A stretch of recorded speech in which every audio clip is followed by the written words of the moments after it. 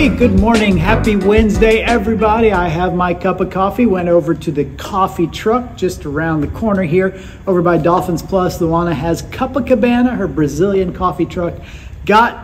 Since we're in the holiday season, tomorrow being Thanksgiving Day, got my favorite holiday drink, the peppermint mocha. So really enjoying this today and wanted to spend a few minutes with you. As I said, this day before Thanksgiving, I'm sure some of you are getting ready to host. Others of you may be traveling to visit family. Whatever it is a great time of year. And it's interesting because in a lot of ways, Thanksgiving is the overlooked holiday. We noticed that you sort of went in some neighborhoods, when we were traveling especially, we noticed this. We had a lot of fall decorations up in North Carolina and Ohio when we're up there. But then it seems like we go straight from fall/Halloween, if that's what they're celebrating, to Christmas. And Thanksgiving is sort of a speed bump on the way. And maybe that's just the nature of the thing because of the activities that go on those other two holidays that eclipse Thanksgiving. But Thanksgiving seems to be a pretty important day, a pretty important reminder for us to use that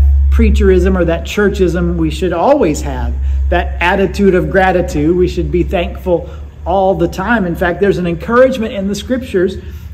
There's several of them, but one that I wanted to spend a few minutes talking about today is found in the book of 1 Thessalonians chapter 5. Toward the end, Paul is kind of giving some instructions in various ways, and in a couple of verses, he hits three instructions really quickly. 1 Thessalonians 5, verse 16, 17, and 18. Be joyful always, pray continuously, give thanks in all circumstances, for this is God's will for you in Christ Jesus. A lot I could talk about there. A lot of times I use that last phrase about this is God's will. People want to know all the time, what is God's will? Well, there you go in three quick sentences. Be joyful always, pray continuously, in everything or in all circumstances, give thanks. But this Thanksgiving season, I wanted to focus on that last one, and particularly one word, and that word is all. Now, I can be thankful in a lot of circumstances. There are times that I hope I am a thankful person as I consider my life, as I consider the things that God does to protect and provide and care for me. There's a lot to be thankful about. But the idea of being thankful in all circumstances, that's kind of a tough one. I mean, I can think of some circumstances it'd be really hard to be thankful for. Being diagnosed with a major illness. That's not my first thought. Let me be thankful for this. Or losing a loved one, the death of someone you care tremendously about. That is not a typical thankful response that we have. Or even, on the other side, just in the busyness of life and in the stretched financial condition, maybe a lot of us feel something like an AC that breaks or a roof that springs a leak. All those things are not typically things that are circumstances that elicit thanks from us. And yet here this verse says, give thanks in all circumstances. It doesn't qualify just the good ones, just the things to be thankful for. And you can be angry about the bad ones. But I read this example and I kind of liked it. It made me think, and maybe it'll make you think. Let's say you get, we'll say, a full cup of coffee. This one has a lid on it, but let's say I took the lid off. I won't do that today because I don't want to make a mess. You can see I already spilled a little bit, but nonetheless, you take the lid off and it is full to the brim. I mean, it's just no room at all in there. And you're walking and someone bumps into you. What's going to happen? Well, what's in that cup is going to come out, isn't it? That coffee is going to spill. It's going to spill on you. It's going to spill on the ground. That's just what it is. But I want you to consider that as an analogy for our lives. Because we go along in our lives and sometimes we hit some bumps. And they're the things we just talked about. Illness, sickness, loss and grief, financial stress and struggles. Those are bumps in the road.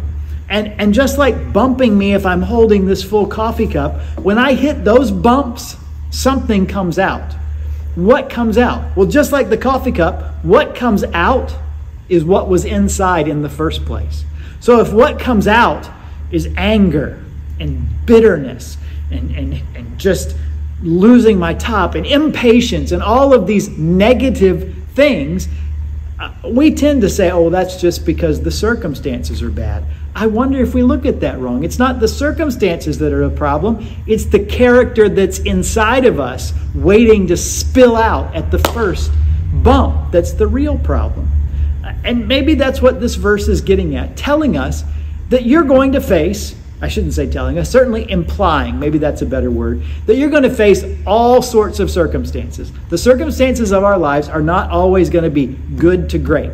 They're going to be, I hope, and you do experience, good days where things go well, seasons in your life where everything is going well personally, in your relationships, financially, with your health, all of those things, that in your career, all of that is just going well. And it is easy to be thankful in those times.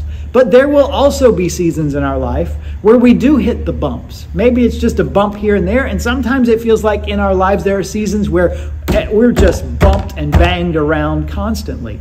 And when that happens, this verse is encouraging us, is telling us it's possible to still be thankful in all circumstances. How is that? Well, I don't have a quick secret formula or a two-step plan that can make you thankful.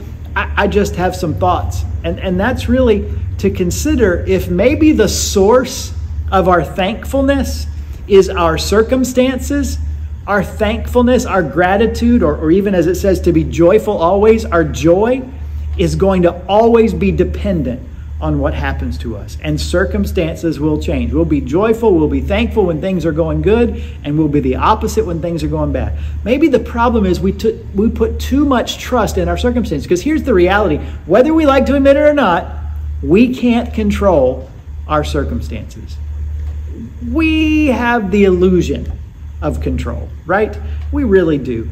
But that illusion is shattered pretty quickly when any of those things we talked about a minute ago happen. When you go to the doctor and find out, boom, here's a medical condition you've got to deal with. Or when you get a call that someone you love has passed away. Or when out of the blue the air isn't working or the roof springs a leak. And all of that stuff. Yeah, that's sort of some of those things. We might say those are normal things. People get sick, people pass away, leaks and ACs break. But if our happiness, if our joy, if our thankfulness depends on our circumstances, we're putting it in a very unstable, we're getting it, I should say, from a very unstable source. Maybe the key that Paul would teach us, and really the whole of the scriptures, I think, are pointing us to, is the source of our joy, the source of our thankfulness and our gratitude shouldn't come from our temporal circumstances, but from a God who promises to be with us and who is for us. Around Christmas, we'll talk a lot about Jesus is Emmanuel, God with us. Maybe the source of our gratitude is even in the worst of circumstances, God promises to be with us.